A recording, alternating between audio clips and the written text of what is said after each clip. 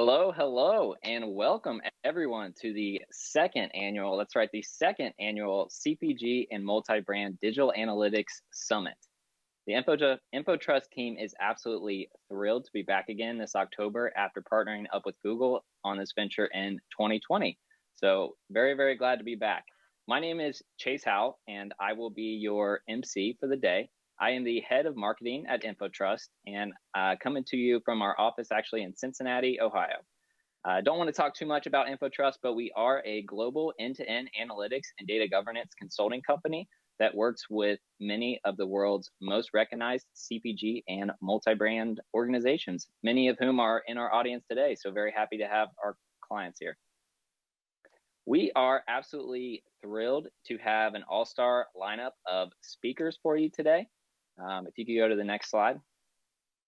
That includes Joanna Goldblatt and Ben Fisher from Google, Shafi Coker from GSK, and former Estee Lauder VP of Global Data Experiences, Keston Thimasone.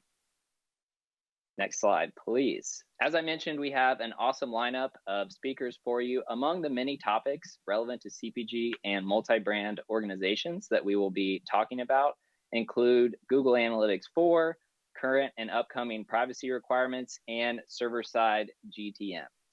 We will be sure to incorporate lots of breaks for you all in between these sessions. We know a virtual conference can sometimes make your brain a little fuzzy after a while, so we want to make sure you have time to step away from your computer, grab a coffee, grab a tea, get something to eat. So lots of breaks coming your way, so don't worry about stepping away while a session is going on.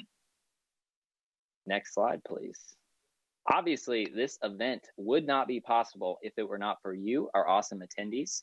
Here's a snapshot of the many brands that are represented here today in our audience. So we are extremely thankful for all of you for taking time out of your very busy schedules to join us, and we certainly hope that you find value in the upcoming sessions. Before we get started, I did want to cover just a few housekeeping items. So we are giving away a copy of the Amazon best-selling book, Crawl, Walk, Run, to all attendees. To claim your copy, you will need to fill out a form that is in the YouTube live chat. So please click that link. This is also important that you fill this out because it will let us know that you are actually here and attentive. Remember, we are giving away a Peloton. That's right, a Peloton at the end of today's summit to one lucky attendee who has stayed with us through the entirety of the day. So please fill that out. We'll send out a couple of reminders through the first session, but super excited to give away a Peloton and books. Speaking of participation, please be active in the YouTube live chat. You saw the number of brands that are present today. Please continue to pick the brains of your fellow CPG and multi-brand colleagues. We want this to be as engaging as possible for a virtual summit. And we definitely will have a number of our own InfoTrust team members in the chat as well to answer your questions. And then finally, let's have fun. So I'm going to get right into it. For our keynote, I am very thrilled to welcome Joanna Goldblatt of Google. Joanna leads Google's data and technology team and works with organizations across the consumer, government, and entertainment industries. She is a 14-year veteran of the digital advertising space and helps make large teams adapt to new ways of operating.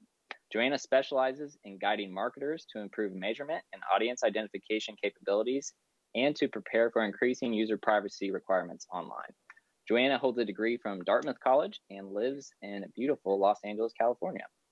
Joining Joanna is InfoTrust's Chief Growth Officer, Michael Lovan, and Michael is coincidentally a co-author of Crawl, Walk, Run, the book that we just talked about. So I am going to send it now to Joanna and Michael.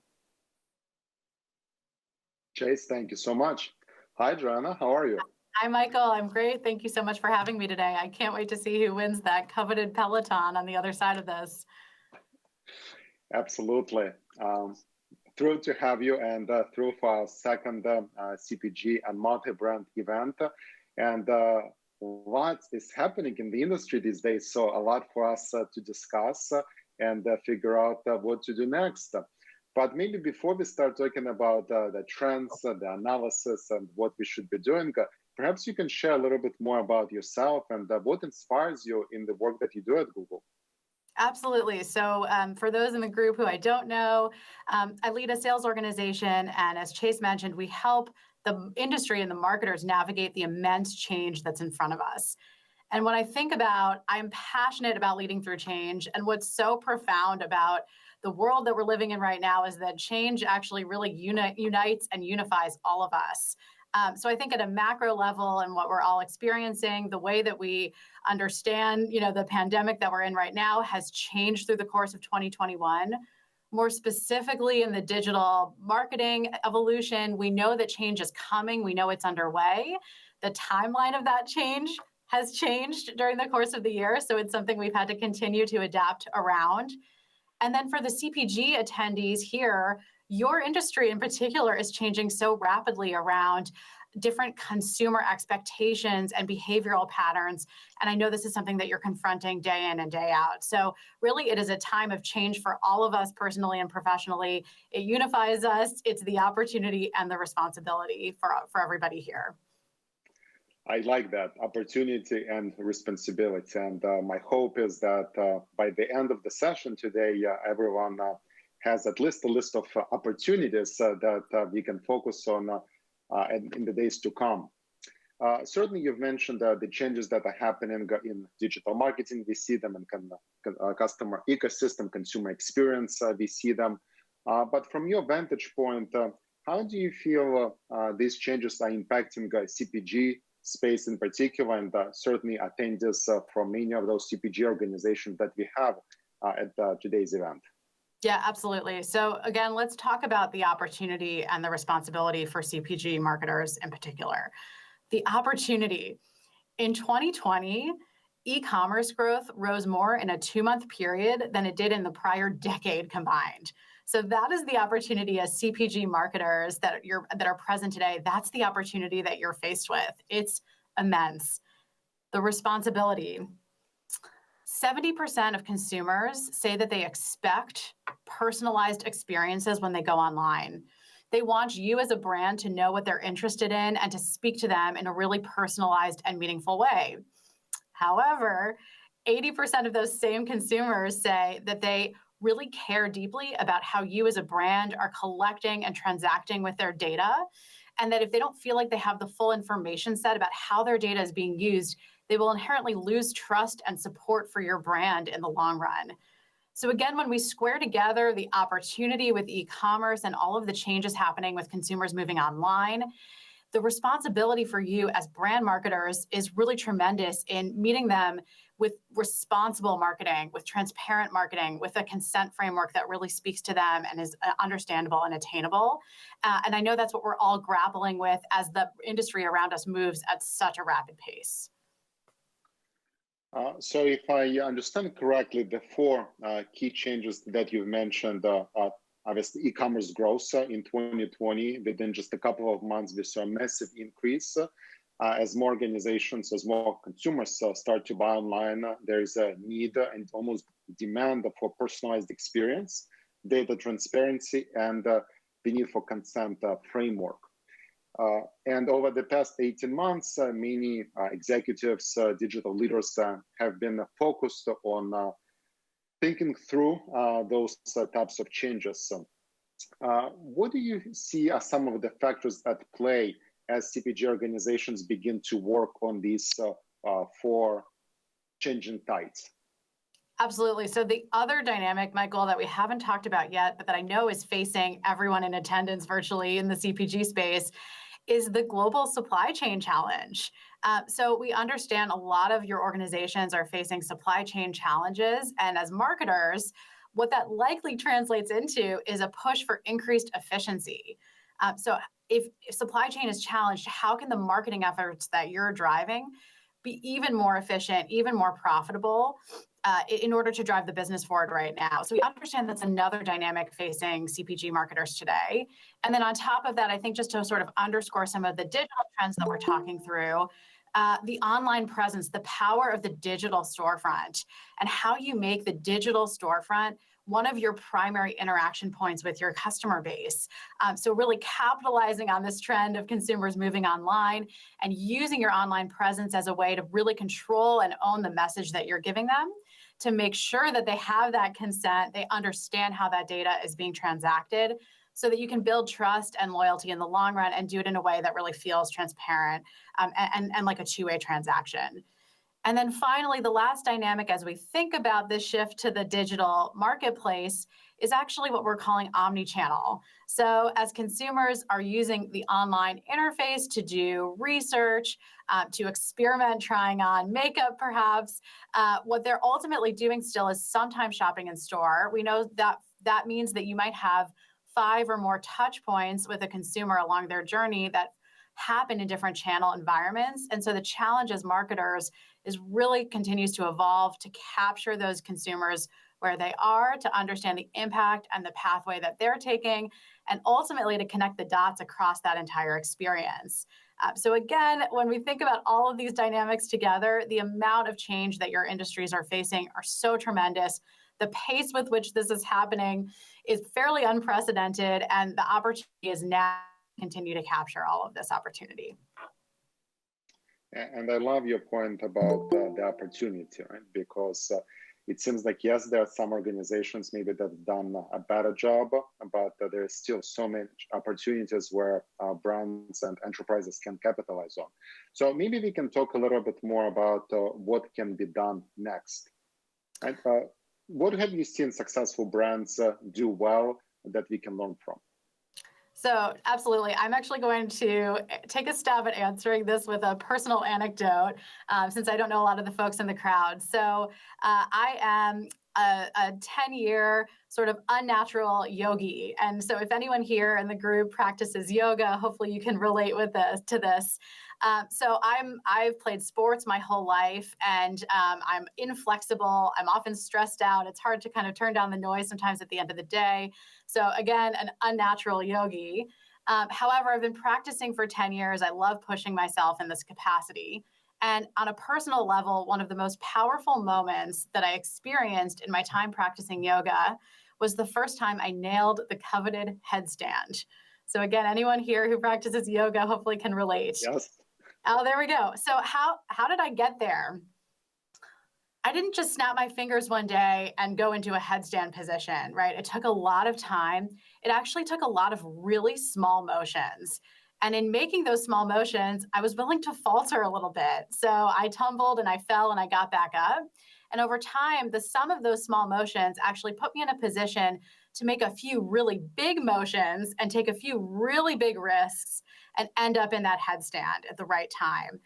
And I actually sort of relate that to my recommendation and my guidance for all of you here today, and how I'd love for you to walk away from this conversation and really thinking through how you bring this information back to your organizations, how you take some critical next steps, and how you try to galvanize other people around you to do the same.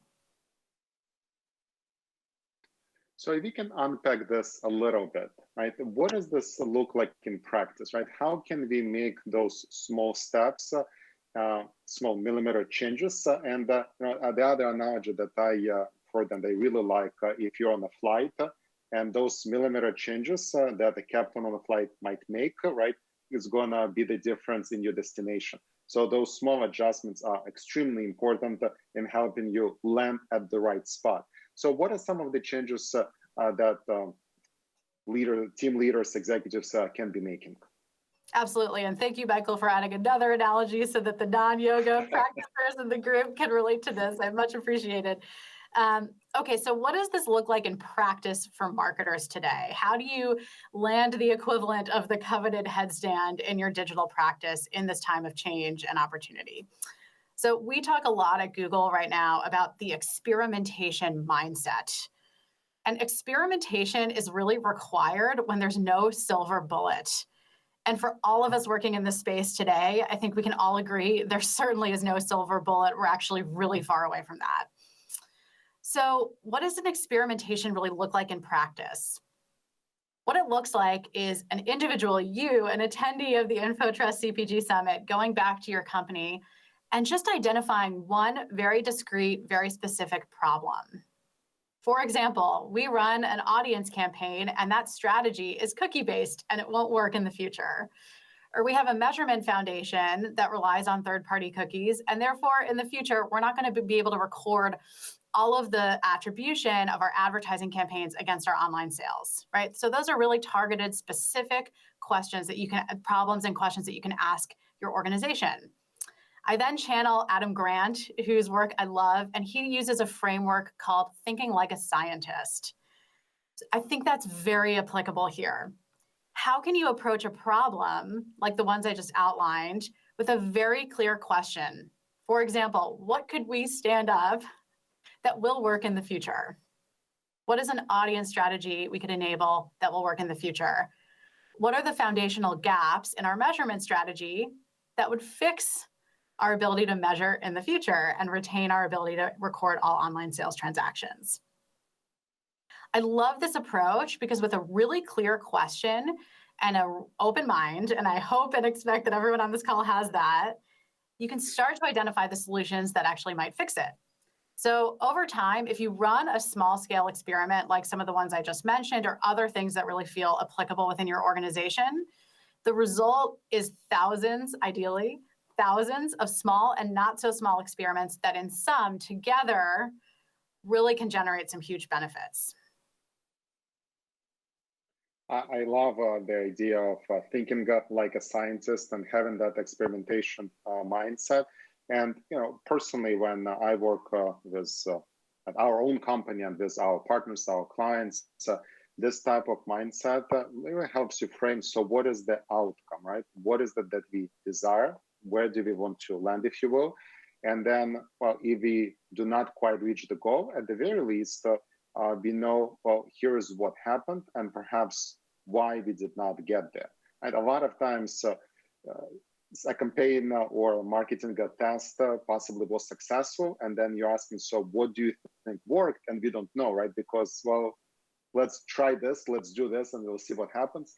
Unless you really know what you're after and what you're going to measure or what the expectation is, right? It becomes then difficult to repeat that success. And that's ultimately what I think we want. Absolutely. And I think, it's important for everybody here to walk away with a taste of some of these experiments. I'm happy to throw out a few more that people can really sort of digest and process as you think about how you can bring this back to your organization and infuse it in your day-to-day operations in terms of standing up these small experiments. So I really encourage everyone who's here to think about some of these key considerations. For example, is the consumer really at the center of your strategy? So would you as a marketer feel comfortable giving your personal information to your company in the way it stands right now? If not, what are the improvements that you feel like you need to make in order to have that personal comfort level to really create that value exchange? I think if the answer is yes, you would give your personal information as it stands now, then you're on a really great pathway to having the consumer at the center of your strategy. And my question for you would be, what more do you do with it? What are the little experiments that you can lead and generate and run forward with that really help make use of that highly valuable, highly consented value exchange consumer information? The second question that I would really encourage everybody to walk away thinking about, in addition to if the consumer is truly at the center of your strategy, is whether you are thinking long-term and respecting the true opportunity that lies ahead. And I know this is really hard with quarterly goals and expectations that everybody also has. But as you're making day-to-day decisions, I encourage you to really check yourself. Are you planning just for today? Or is the focus in your work also in the spirit of creating sustainable solutions that set your business, your division, your team up for sustained long-term success? And if the answer is that all the decisions you make are in service of today, and they will actually fall apart in the long run, I think it's a really great time to think about the experiments you could run alongside the in-quarter goals you need to hit today that can help start to create a sustainable long-term pathway for your marketing organization to be successful. You have that responsibility to your team, to your organization, to your consumers to be thinking in the long term in addition to the short term. So if you have these kind of questions framed up, ideally then that can lead into some of these small experiments. And so just to give a few more examples, If you feel like that, you need to be a little bit closer to the consumer to get that value exchange that allows them to transparently give their information, their first-party data to you, what's a small-scale test that you can launch in one market, one division, that could really give you some answers? So, one example, you could tap into your consumer insights team. What can they share with you about what makes consumers in that market really connect with your brand, right? So what are some insights that can be brought forward to your marketing team from other groups within your organization that allow you to create marketing programs that really speak to that connection? Similarly, if you're deciding that you want to rely more on machine learning experimentation to supplement some audience targeting strategies that won't last in the future, what are the right outcomes that you need to measure that against that move your business forward, that allow for machine learning to be evaluated as a successful mechanism for the long-term sustainable marketing that you're driving? So those are just a few examples. I will always want to call out where I see this working so well in the CPG space. And Google recently published a thought leadership piece with the marketing team at Mondelez. Mondelez led their Empathy at Scale initiative, which is sort of the evolution of their personalization goal. But before they could do it, they actually realized they needed to re-architect their digital advertising infrastructure. They didn't have the ability to have the right naming conventions, hierarchy to really understand how their ads connected with their consumers.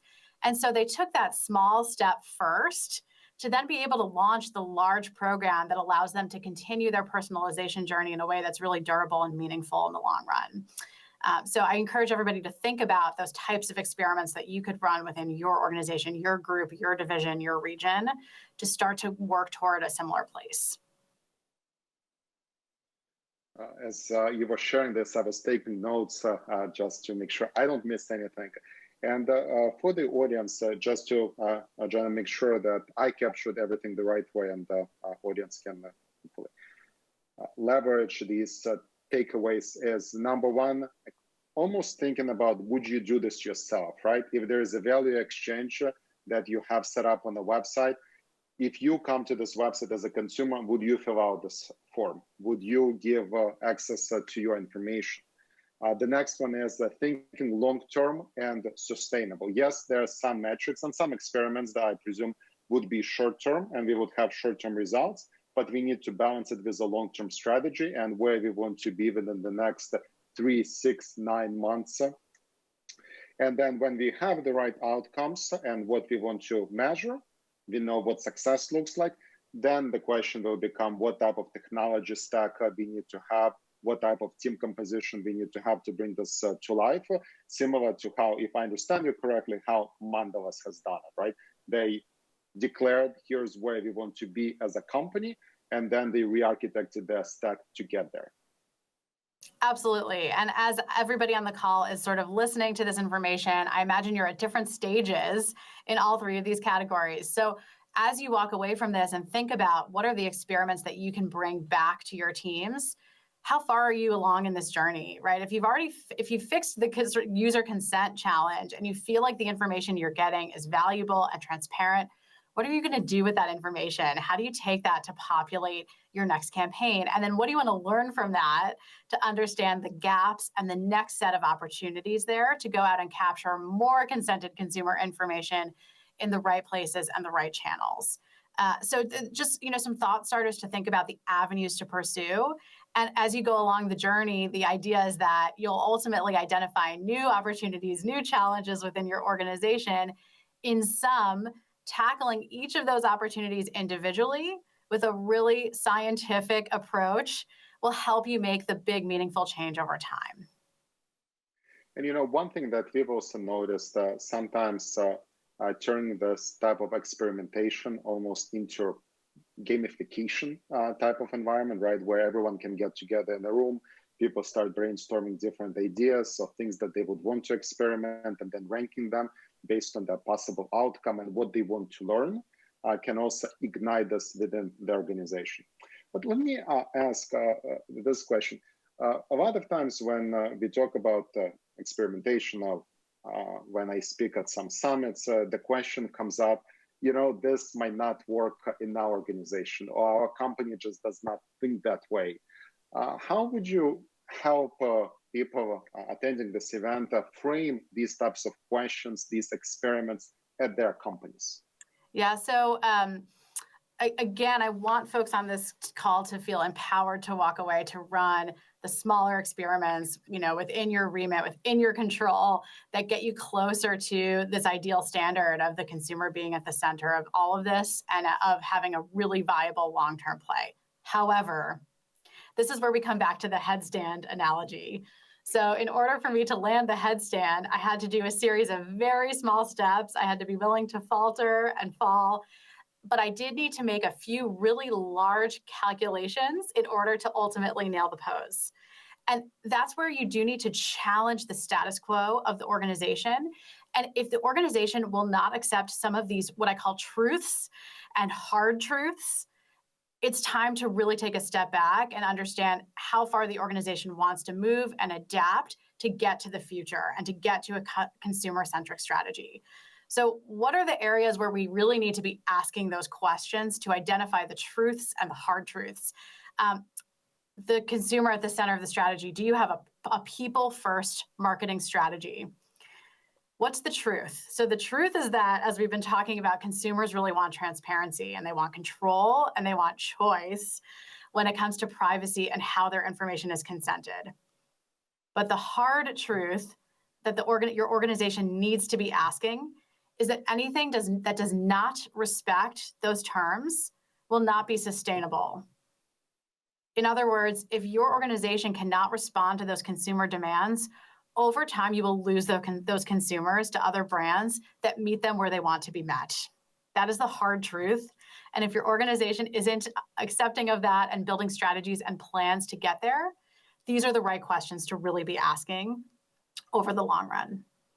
When we think about building the long-term sustainable strategy that not only helps you hit quarterly goals, but really helps you build a business for the future, the truth is that we're not just rebuilding technology policy with cookie deprecation and regulatory changes.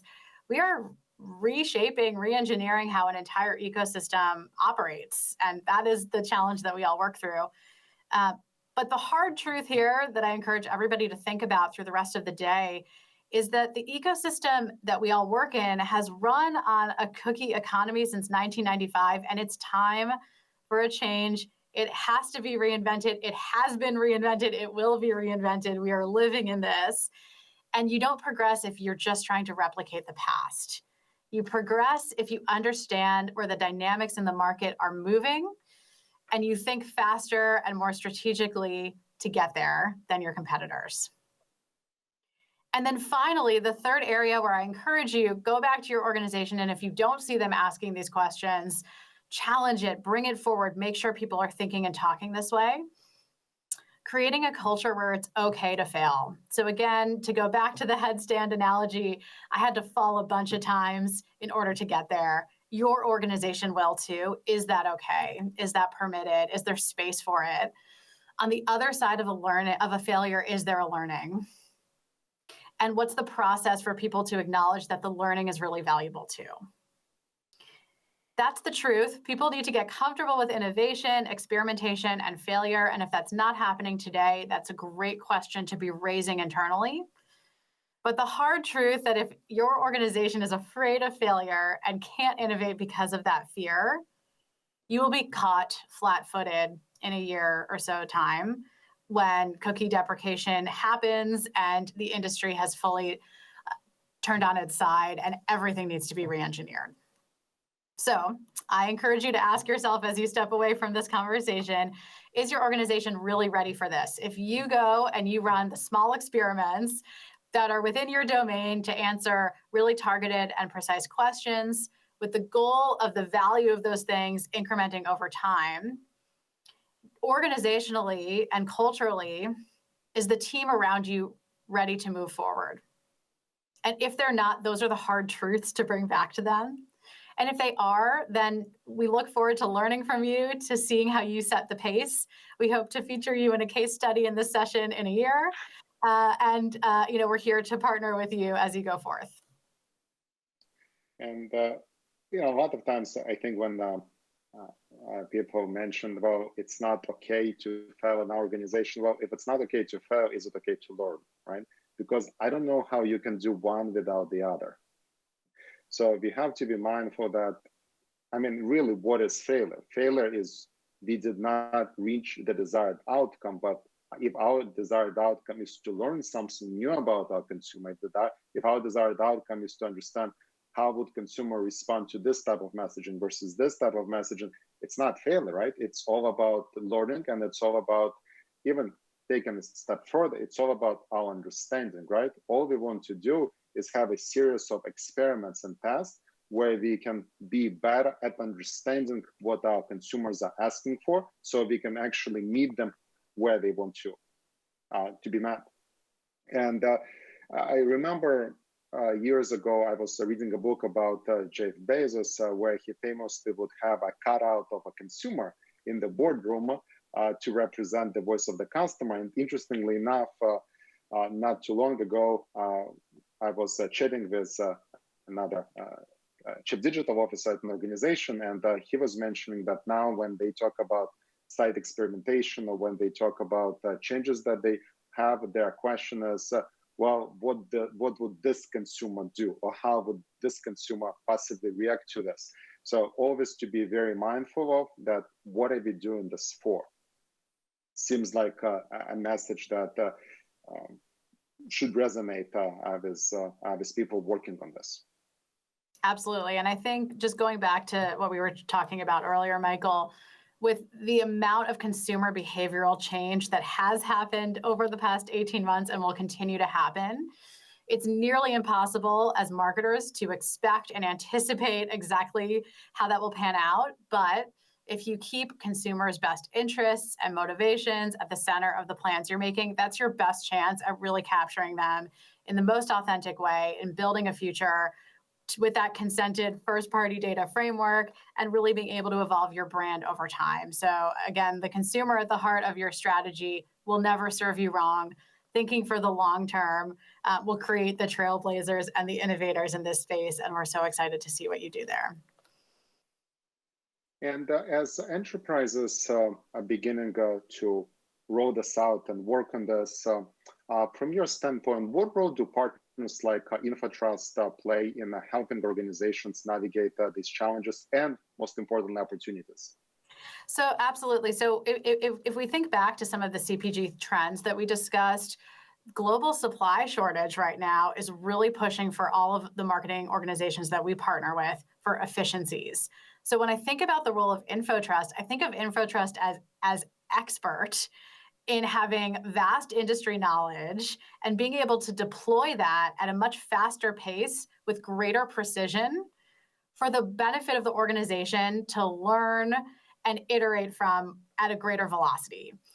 And what better time than a time when you're pushed for profitability than to bring in an expert to learn from quickly, right, to be able to innovate and iterate from the work that InfoTrust can bring in the right ways for your organization. The time is now. So we think the role of partners is so tremendous to scale, to move fast, to sort of learn and create a bridge for the industry back to the specifics of your organization. And I obviously can't say enough great things about the partnership between Google and InfoTrust. So thank you for that. Absolutely. Thank you. And I think one of the things that continues to resonate with me is really having a consumer-centric mentality, right? And many organizations say that, but equally, it seems like many organizations might say it or hear this, but not knowing what does it really mean. Is it possible to maybe break this down? Like when we are thinking about consumer centricity, what are the 2 or 3 things that organizations can really do to be in a place where they're consumer centric? So I think the first thing is transparency. So for any goal that you as an organization have in understanding your consumer behavior, your consumer database, check yourself if your consumers feel like they want to give that information to you and know that you have it, right? And then I think the second component is the application of it, right? So if we go back earlier, we were talking about 78% of consumers wanting a personalized experience, wanting a digital environment that really speaks with them and connects with them.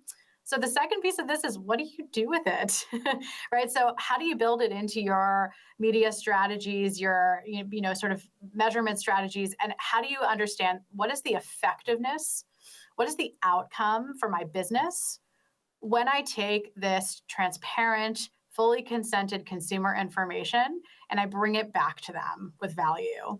Because I think once you understand the outcome, you can then understand the scale. You can then understand where you want to go with it and how you want to broaden it. And ultimately, that's how you create long-term sustainable impact for your business. And so if I understand correctly, especially as everyone is talking about first-party data strategy and how do we become better at collecting first-party data, is, well, one is, in order for us to collect it, we have to be absolutely transparent about what is our intent when we collect that information and how we collect that information. Once we have that information, let's be very smart in how we apply that information, whether it's for personalization or in other ways that our consumers would expect and want from us. And then finally, well, then it's time for us to measure how well it has worked. Absolutely. And I think as the space evolves and the consumer opportunity evolves, as CPG marketers, hopefully you can get more of their information. However, in the interim, we're leaning on machine learning capabilities, leaning on insights generation and extraction to create that scale so that this really can power your large marketing strategies is critical. And again, as Google and InfoTrust, we look forward to being partners in that with you. Absolutely. And if there's one thing that really stood out to me in this discussion is kind of the word opportunity, right? And yes, there are changes that are opportunities for us to act on, but also from the technology standpoint, you've mentioned machine learning, AI. There are so many new tools that are opportunities for us to play with them and capitalize on the advances in the technology in the measurement space that are now available to us. Absolutely. And what I'll share with everybody as you walk away, the opportunity is tremendous. It can also feel overwhelming. Focus on the small motions to get to the headstand. So focus on the individual things that you can stand up within your remit, within your, the brand that you own, the region that you own, to get a little bit closer and then understand what the outcomes and what the learnings are from that as you try to drive that at greater scale over time. So do not stress about this. There are plenty of opportunities. And if you do find yourself in a stressful situation, there's always yoga. There's always yoga. Take it from me. Thank you so much, Joanna. What a way to kick off our event today. I appreciate all the insights. I certainly have pages of notes. And now back to Chase.